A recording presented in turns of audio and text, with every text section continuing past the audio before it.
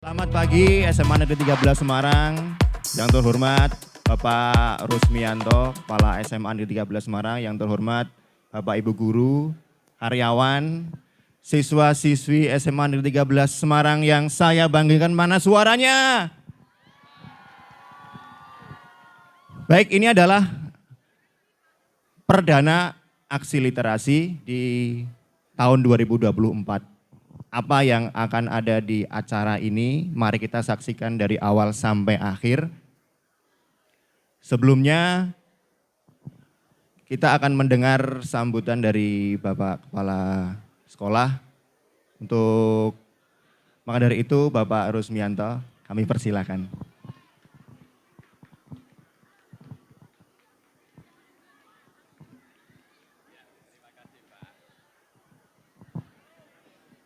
Di atas ya. Assalamualaikum warahmatullahi wabarakatuh. Biar lebih semangat anak-anakku. Assalamualaikum warahmatullahi wabarakatuh. Salam sejahtera, selamat pagi yang kami hormati Ibu Bapak Wakah, Ibu Bapak Guru dan anak-anakku semua yang saya cintai dan banggakan. Rasanya kita bersyukur kehadirat Tuhan bahwa ini luar biasa ini. Bagaimana sekolah memberikan sebuah ruang pengembangan diri untuk anak-anakku. Tidak semua sekolah, sangat sedikit sekolah yang bisa secara konsisten mewadahi talenta-talenta anak didik secara kontinu itu sudah 2 tahun lebih ini. Lembaga Prestasi Indonesia Dunia, LEPRID, itu melirik untuk mestinya kegiatan-kegiatan kita mendapat penghargaan ini. Kemarin diucapkan, tepuk tangan untuk kalian semuanya. Jadi saat ini adalah semua tempat, semua ruang adalah ruang kelas. Abad 21 itu begitu. Di sini juga tempat belajar. Sekolah selain pengembangan kepada kompetensi, juga pengembangan talenta-talenta. Tadi saya dengar itu sambil berjalan. SMA 13 betul-betul mewadahi talenta-talenta. Kecerdasan itu majemuk. Ya, tadi saya dengar itu dari MC atau dari siapa itu tadi. Jadi semua sukses itu banyak jalan lewat kecerdasan. Tidak hanya ada 4 nama, Rudi di Indonesia, Rudi Habibie panggilannya Rudi itu kalau di rumah, di teman-teman akrabnya, ada Rudi Hadisuwarno, ada Rudi Koirudin, ada Rudi Salam dulu. Rudi Habibie itu cerdas matematika itu, tinggi, sukses. Si Rudi Koirudin matematika di bawah KKM terus, tapi dia pinter apa, cerdas apa? Cerdas apa? Memasak. Sukses itu hidupnya. Rudi Hadisuwarno cerdas apa? Penata rambut, kinestetik itu. Suruh kimia ya udah, nilainya mesti di bawah KKM, merah terus. Tapi sukses hidupnya. Rudi Salam, talenta pinter, aktor, acting. Si siapa namanya? Si Elkan Bagot. Si siapa? Fernando, Marcelino, ngerjakan biologi nilainya 4 terus, 5 terus itu. Tetapi sukses hidupnya dengan kecerdasan kinestetik, mengolah kaki, Farhan mengolah tangan, begitu. Jadi semua talenta maksud saya silahkan dikembangkan. Dan di SMA 13, sekolah Bapak Ibu yang luar biasa, anak-anakku yang sangat bertalenta, mewadahi ini. Terima kasih kepada Bapak Ibu yang telah luar biasa menjembatani anak-anak dalam lingkungan sekolah juga sebagai hal tempat yang berbahagia. Saya tanya, anak-anakku pasti berbahagia ya? Berbahagia? Berbahagia. Saya tadi jalan masuk ke sekolah mendengar acara ini udah disiapkan juga bahagia itu. Senyum-senyum tadi masuk. Wah, seneng bisa anak-anak semua bahagia. Jika diketik talent di YouTube, kita top 3, jadi selalu bertengger di 5 atas. Anda akan kangen nanti kalau tidak di SMA 13 ya. 20-30 tahun ke depan datang ke sini, wah foto-foto kalian itu YouTube-nya masih terwadai dengan bagus, wajah-wajah kalian ini masih imut-imut, masih wah itu ya. Saya jamin akan kangen di sini, kangen Bapak Ibu itu. Kami 30 tahun yang depan usia saya sudah 85 ya, sudah di rumah sambil pegang tongkat apa ya, masih sehat lah ya. Itu doakan. Kamu sudah datang ke sini dengan wah ini dulu saya tampil di panggung ini. Ya, sekolah harus membagikan anak-anak dan tugas kami adalah mewadahi kalian semua dengan bahagia. Dan semoga kalian semua bahagia, cintai sekolah ini, dan forum ini perdana ini saya buka, ini berkat Bapak Ibu yang luar biasa mengevaluasi, merefleksi, literasi ya, dari yang terbaik tiap bulan ditampilkan di sini. Saya pikir itu saya ingin ucapkan lama tidak terdengar ini. Kalau Semagalas, apa jawabannya? Progresif.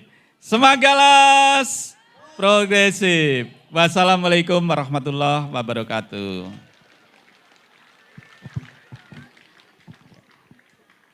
Ya, luar biasa sekali, terima kasih Pak Rusmianto. Kecerdasan adalah majemuk, maka dalam kemajemukan itu inilah salah satunya dari 11 F3. Beri tepuk tangan yang meriah. Nah, ada nuansa hijau yang mereka kenakan. Ada apa sih sebenarnya? Bedanya dengan talent show ya, kalau di talent show kan kita langsung tampil. Nah di literasi ini karena kita adalah dasarnya membaca ya, dan di tema pada bulan ini adalah membaca alam semesta, dan inilah hasil yang mereka baca. Kita harus mendengarkan dulu nih apa yang telah mereka baca itu dan apa yang akan mereka respon apa yang akan mereka tampilkan di aksi literasi ini. Silakan. Dengan melihat kerusakan alam di sekitar kita seperti kebakaran hutan, penebangan pohon secara liar, inilah respon kami. Kami mengajak teman-teman semua agar lebih melestarikan dan menjaga alam di sekitar kita melalui tari Lestari Alamku. Sudah siap? Oke, silakan menempatkan diri.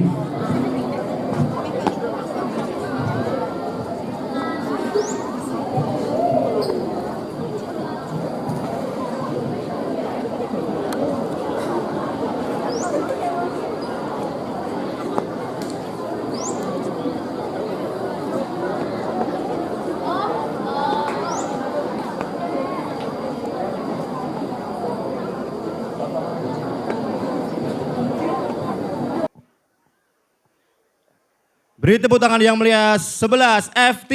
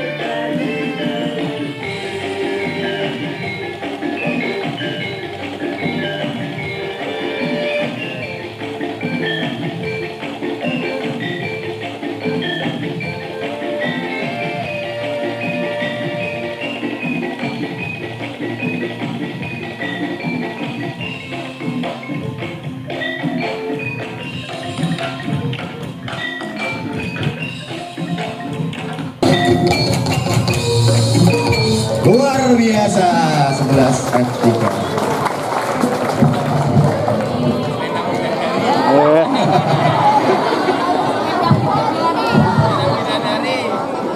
Saya melihat seperti pepohonan yang sedang melambai-lambai melihat tarian dari mereka, sungguh hebat sekali.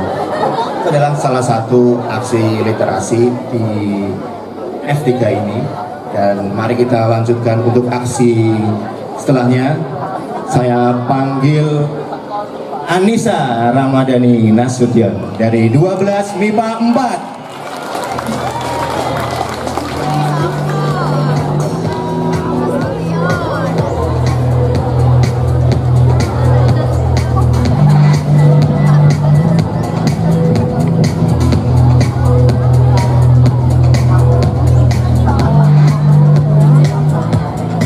Selamat pagi Anissa. Pagi Pak. Respon dari Anissa ini adalah foto. Jadi kita langsung saja mendengar apa hasil dari membaca alam semesta menurut versi Anissa. Terima kasih. Assalamualaikum warahmatullahi wabarakatuh. Selamat pagi semuanya. Salam sejahtera bagi kita semua. Yang terhormat Bapak Rusmianto SPD MPD selaku Kepala SMA Negeri 13 Semarang. Yang saya hormati Bapak Ibu Guru serta staf karyawan dan teman-teman yang saya sayangi dan saya banggakan. Sebelumnya izinkan saya perkenalkan diri, saya Anissa Nasution dari 12 MIPA 4. Dalam aksi literasi bulan Februari yang bertemakan alam semesta ini, Januari, saya mengirimkan hasil karya saya yang berupa foto salah satu objek alam semesta yaitu bulan.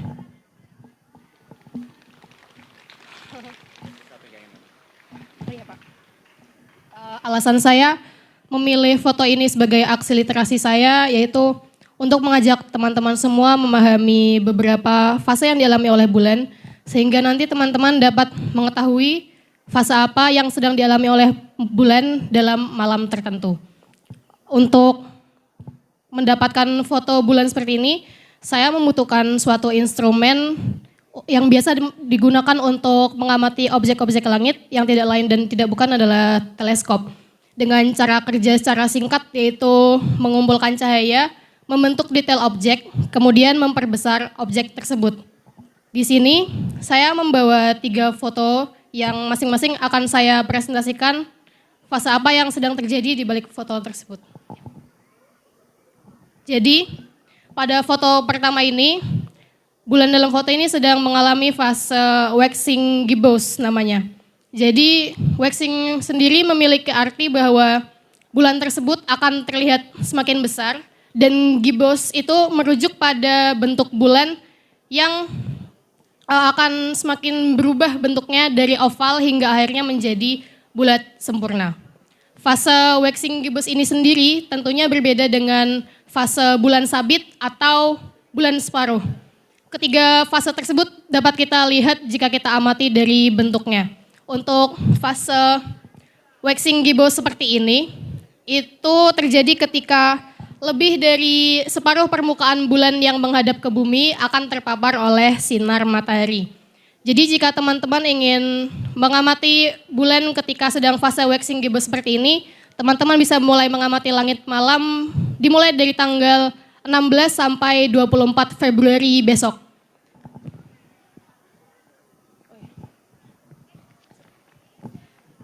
Kemudian untuk foto yang kedua ini saya ambil pada tanggal 28 Oktober 2023 lalu. Mungkin dilihat dari bentuknya, teman-teman sudah bisa menebak ya kalau ini tuh bulannya sedang mencapai fase puncak atau fase bulan purnama. Jadi fase bulan purnama itu terjadi ketika seluruh permukaan bulan yang menghadap ke bumi itu terpapar sepenuhnya oleh sinar matahari. Jadi ketika bulan sedang berada di fase purnama, bumi itu berada tepat di antara bulan dan matahari dalam satu garis yang lurus. Tetapi ketika purnama itu terjadi, objek langit itu menjadi sukar untuk dilihat, sulit untuk dilihat. Misalnya seperti bintang atau planet yang sedang berkonjungsi dengan bulan. Karena cahaya bulan yang sangat menyilaukan. Selain objek langit, topografi bulan seperti kawah-kawahnya itu juga sulit untuk dilihat. Nah, biasanya bulan purnama itu terjadi 1 kali dalam 1 bulan secara kalender. Untuk teman-teman yang ingin melihat bulan purnama berikutnya atau bulan purnama kedua di tahun 2024, teman-teman bisa mulai mengamati langit pada tanggal 24 Februari 2024 besok. Kemudian untuk foto yang terakhir, ini adalah foto salah satu peristiwa yang cukup jarang terjadi. Jadi ini adalah peristiwa Super Blue Moon yang saya ambil pada tanggal 31 Agustus 2023 lalu. Meskipun disebutnya Super Blue Moon, tetapi bulan pada malam itu tidak memancarkan cahaya warna biru. Jadi apa sih arti dari Super Blue Moon itu sendiri? Jadi pada bulan Agustus lalu terjadi 2 kali bulan purnama, di mana jika fenomena tersebut terjadi, purnama kedua disebut dengan Blue Moon. Nah, secara kebetulan fenomena Blue Moon ini terjadi bersamaan dengan fenomena Super Moon. Fenomena Super Moon itu peristiwa di mana bulan sedang berada dalam orbit paling dekat dengan bumi. Nah, kedua fenomena secara bersamaan inilah yang membuat fenomena Super Blue Moon itu sangat jarang terjadi. Bahkan rata-rata kejadiannya itu sampai 1 kali dalam 1 dekade atau 10 tahun. Nah, sudah Pak. Hebat sekali ya Anissa. Yang meriah. Oh Anissa, saya penasaran satu hal ya. Kamu suka sekali dengan space ya, angkasa. Di alam semesta kita ya, atau mungkin di galaksi Bima Sakti atau Milky Way kita ini, bintang, saya mau tanya bintang yang menurut kamu ya favorit lah, apa? Kalau bintang itu saya paling suka sama bintang saya kurang tahu namanya. Tapi posisinya itu dapat kita ketahui dengan mudah kalau bintangnya itu berjejer 3 dan itu selalu menghadap ke arah kiblat gitu. Tapi saya lupa namanya apa. Oh itu kayak di konstelasi Orion ya? Iya, iya. Nanti saya coba literasi tentang itu. Ya, Mas. Oke, tepuk tangan sekali lagi untuk Anissa. Terima kasih. Oke, mari kita lanjutkan untuk aksi literasi berikutnya. Dan kali ini kita akan menampilkan dari kolaborasi, ini teatrikal, yaitu dari F1 dan E8.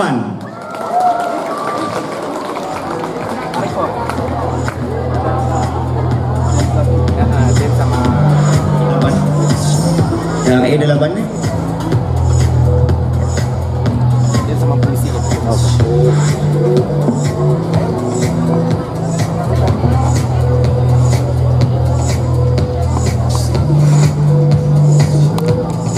Oke, ada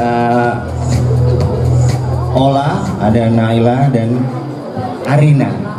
Ini Laila dan Arina. Ini adalah mereka akan menampilkan teatrikal seperti apa dan bagaimana latar belakang dari respon yang akan mereka tampilkan ini. Silakan. Nah, jadi kita bertiga akan menampilkan sebuah performance kolaborasi color guard dan musikalisasi puisi dengan judul Bumi Murka. Apa sih isi dari puisi Bumi Murka itu? Jadi isinya adalah menggambarkan kerusakan bumi seiring bertambahnya tahun akibat ulah manusia. Dan seiring berjalannya waktu, Allah mulai memperlihatkan kemurkaannya. Bencana-bencana mulai memporak-porandakan kehidupan manusia. Berharap kesadaran manusia mulai tumbuh untuk mulai menjaga alam ini demi keberlanjutan hidup di masa yang akan mendatang. Ada 1-2 kata-kata untuk yang puisi. Siap tampil ya? Ini kayaknya udah gak sabar lagi. Nah, ya siap di sini. HP-nya. Mari kita saksikan penampilan teatrikal puisi dari F1 dan E8.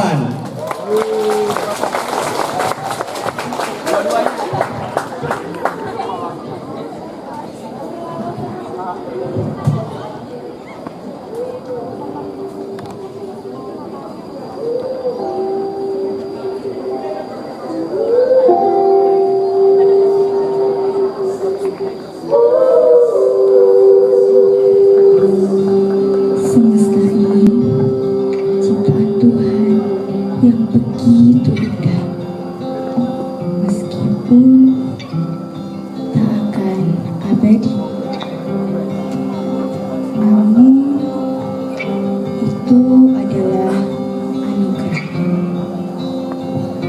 Jika manusia tak berulah, hewan-hewan laut saling membantu, tak akan dibiarkan mati. Ketika dunia saling membantu, lihat bagaimana dunia ini akan abadi. Kau saja tak mau peduli. Biarlah Tuhan yang mengadili pada kau yang berutang budi. Biar aku yang mengemban cinta.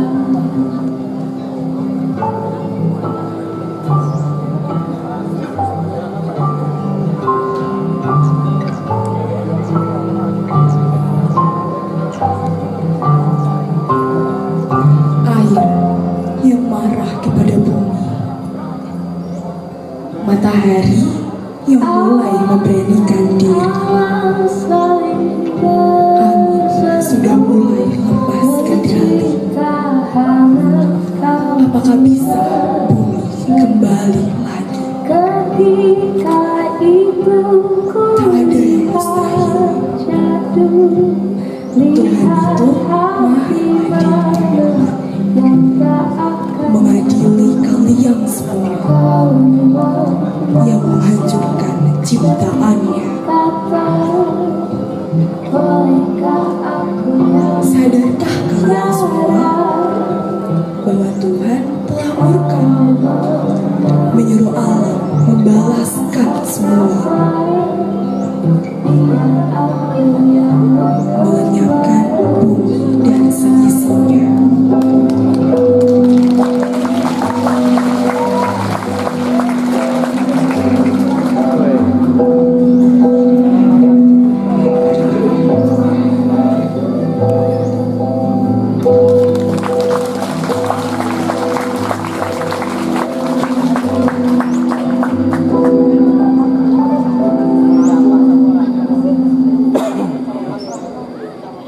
Sangat memukau. Yang muncul langsung dari Komentarnya saya. Om Indra. Saya termasuk seseorang yang sangat susah untuk mendengar puisi yang dilakukan atau dideklamasikan, apalagi penampilan mereka ini langsung menyentuh hati saya, dan satu kata yaitu memukau. Terima kasih ya. Tepuk tangan saya lagi untuk mereka. Olah-olah.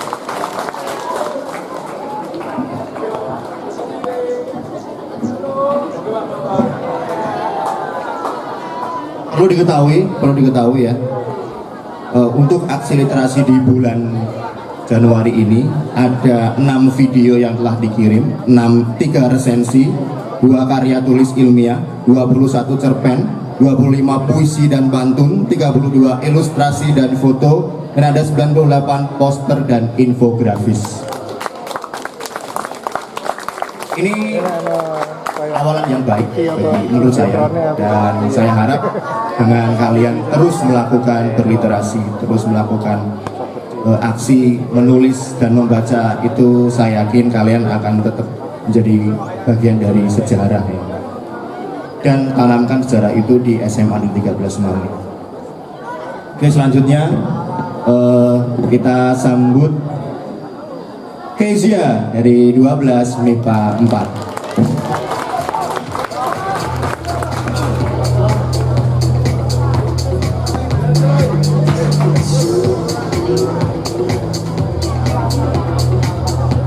Kezia. Teman-teman semua, saya yakin sudah melihat ini, melihat flyer di aksi literasi ini. Di situ kami memberikan sentuhan atau modifikasi dari salah satu film terkenal yang ada di dunia.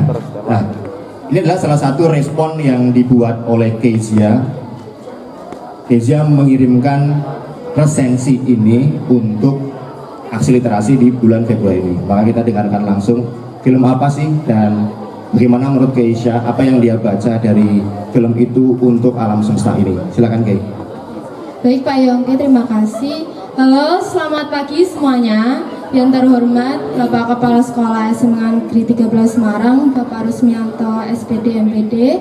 Yang saya hormati juga Bapak Ibu Guru dan karyawan SMA Negeri 13 Semarang, serta teman-teman sekalian baik dari kelas 10 hingga kelas 12 yang telah hadir pada aksi literasi kali ini.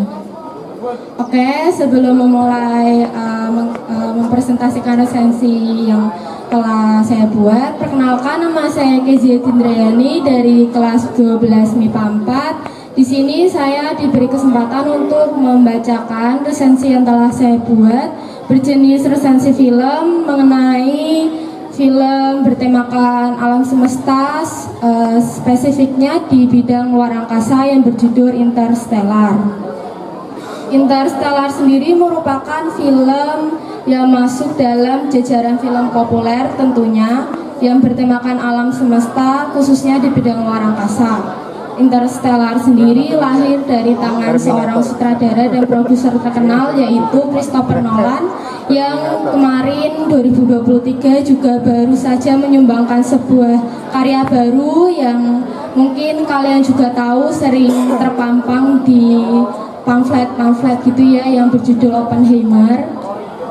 Terus film Interstellar ini semakin naik daun ya karena kepopuleritasan sutradara Christopher Nolan ini yang ikut membuat Interstellar memboyong beberapa penghargaan di ajang penghargaan film bergengsi terutama di bidang efek visual estetika. Interstellar ini bercerita tentang sebuah ekspedisi ke luar angkasa yang dilakukan oleh seorang mantan pilot NASA yang bernama Cooper yang diperankan oleh Matthew McConaughey yang dimana pada saat itu secara kebetulan ia menemukan tempat persembunyian oleh NASA yang dimana pada saat itu NASA memiliki masa untuk menyelamatkan peradaban manusia di bumi karena di kala itu bumi sudah sangat mulai berusia karena banyak polusi, banyak pencemaran lingkungan sehingga NASA memiliki misi rahasia untuk mencari beberapa planet yang cukup berpotensi untuk dihuni oleh sebagian umat manusia supaya peradaban manusia terus berlanjut hingga saat ini. Interstellar sendiri memiliki beberapa kelebihan ya, terutama pada segi pengetahuan karena film Interstellar ini menggabungkan beberapa teori fisika, astronomi serta teori relativitas waktu di mana kalau semisal kita mencari tahu lebih dalam teori-teori seperti itu adalah teori yang cukup sulit dipahami namun menarik untuk kita pelajari. Film Interstellar ini juga memiliki sinematografi yang epik karena jujur saja saya tuh bukan penikmat film tentang luar angkasa seperti itu karena saya belum paham sepenuhnya tentang luar angkasa, namun karena sinematografi yang bagus dan pengambilan angle-angle yang keren dan memanjakan mata itu membuat saya memiliki ketertarikan untuk menambahkan film ini ke dalam daftar resensi saya. Terus sekalipun film Interstellar ini memiliki kelebihan yang cukup bagus untuk ditonton oleh khalayak ramai, namun film Interstellar ini menurut saya juga memiliki beberapa kekurangan yang cukup menjadi masalah mungkin untuk beberapa orang yang menonton. Mungkin permasalahan yang pertama itu karena film Interstellar ini dijelaskan mengenai teori fisika dan teori kuantum, relativitas waktu, dan astronomi yang secara awam orang belum mengetahuinya. Jadi mungkin pada saat menonton film ini tuh orang masih membutuhkan durasi yang lebih panjang karena butuh memahami beberapa adegan-adegan yang belum secara familiar ditampilkan di sebuah film. Jadi kekurangan yang lainnya juga tadi mungkin bertambahnya durasi karena belum memahami itu juga. Namun di samping itu ya saya katakan lagi sinematografi yang bagus dan pengambilan gambar-gambar yang cukup menjelaskan bagaimana luar angkasa dan semestanya bekerja di luar sana itu cukup membuat Interstellar ini cukup pantas untuk menjadi film populer yang bertemakan alam semesta khususnya di bidang luar angkasa gitu Pak. Mengesankan sekali. Saya harap ini menjadi pijakan awal kamu untuk tetap melakukan yang mungkin resensi film ya, baik itu di tema apapun gitu ya. Terima kasih Kezia, beri tepuk tangan yang meriah untuk Kezia. Saya teringat sekali di tahun 2014 itu ketika nonton di bioskop Interstellar ini, satu quotes mungkin dari film itu adalah cinta selalu melampaui ruang dan waktu. Jadi ruang dan waktu yang di luar angkasa itu akan selalu terlampaui oleh cinta, karena di film itu menceritakan cinta anak kepada ayahnya gitu. Langsung saja yang berikutnya adalah dari 11F6 Keisha. Itu betul yang mereka.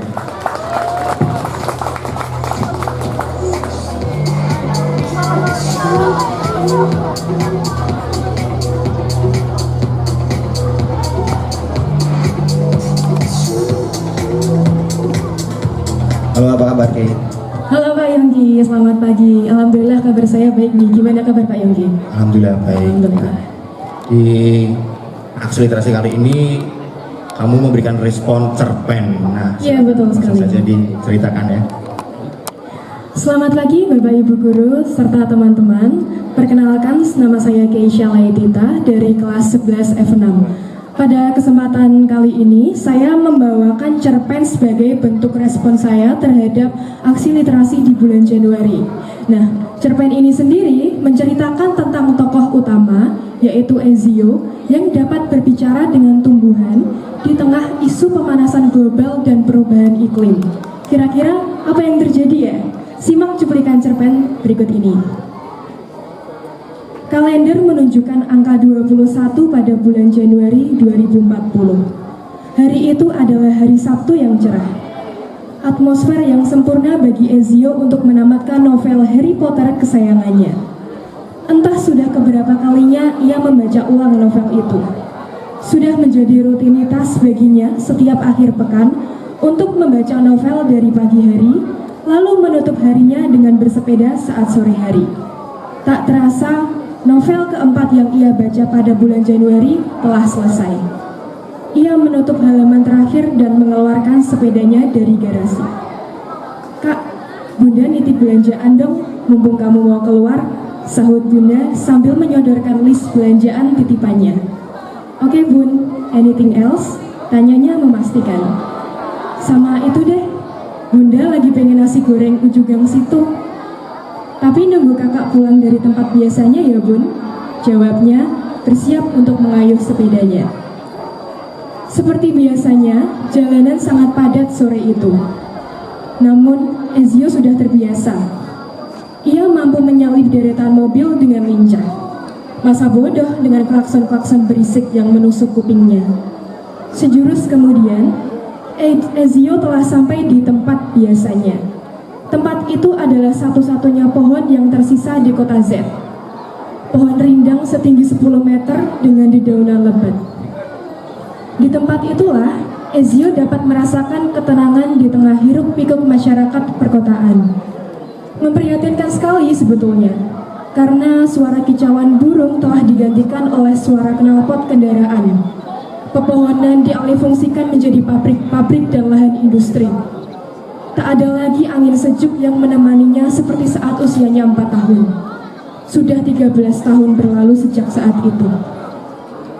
Ketika Ezio sedang memejamkan mata di bawah pohon itu, tiba-tiba ia merasakan kesiur angin yang semakin kencang. Dedaunan menari dengan antusias hingga hampir melepaskan diri dari rantingnya.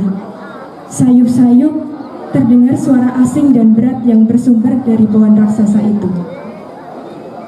Itulah cuplikan cerpen yang saya buat.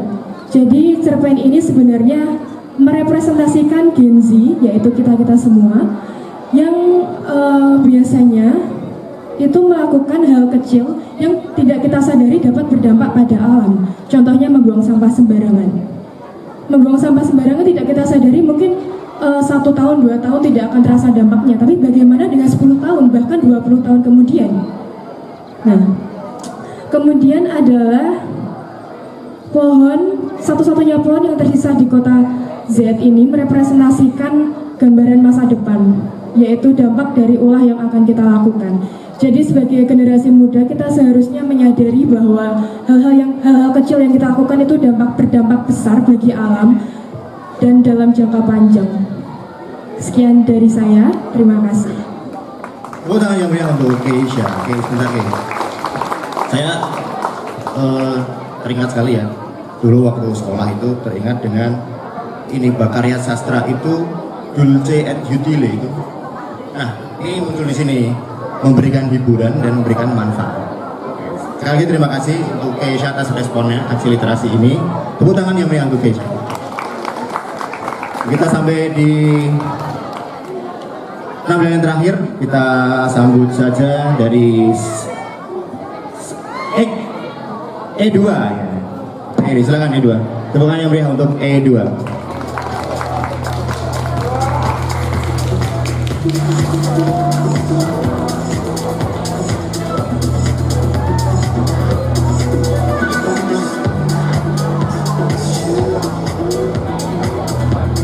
Kami tidak menyangka bahwa di E2 ini akan terorganisir yang mereka membuat mading, mereka memberikan respon untuk membuat mading versi mereka. Dan di kali ini saya mengizinkan kalian untuk ya menyampaikan, menarasikan maksudnya atau kenapa memilih mading ini. Silakan. Jadi sebelum kami mempresentasikan atau menjelaskan mengapa hasil literasi kami berupa mading, izinkan kami untuk memperkenalkan diri ya terlebih dahulu. Sebelum kami memperkenalkan diri, yang terhormat kepada Bapak Rusmianto selaku Kepala Sekolah SMA Negeri 13 Semarang, serta yang terhormat kepada Bapak Ibu Guru serta staf karyawan dan teman-teman yang kami banggakan. Izinkan kami memperkenalkan diri terlebih dahulu. Perkenalkan, nama saya Karisma dan Nama saya Zara Bilkis. yang diberi kesempatan untuk mewakilkan kelas 10 E2 dalam menyampaikan respon dari hasil literasi pada hari ini. Jadi, kenapa sih kita membuat mading sebagai bentuk respon dari aksi literasi? Karena kami ingin menyatukan berbagai perbedaan dari setiap karya individu yang ada di 10 E2 dan kami ingin mempersatukannya dalam satu wadah, yaitu mading. Jadi mading ini ada beberapa karya dari para siswa 10 E2 dan kami akan membacakan 3 karya sebagai perwakilan dari karya-karya yang ada di mading ini.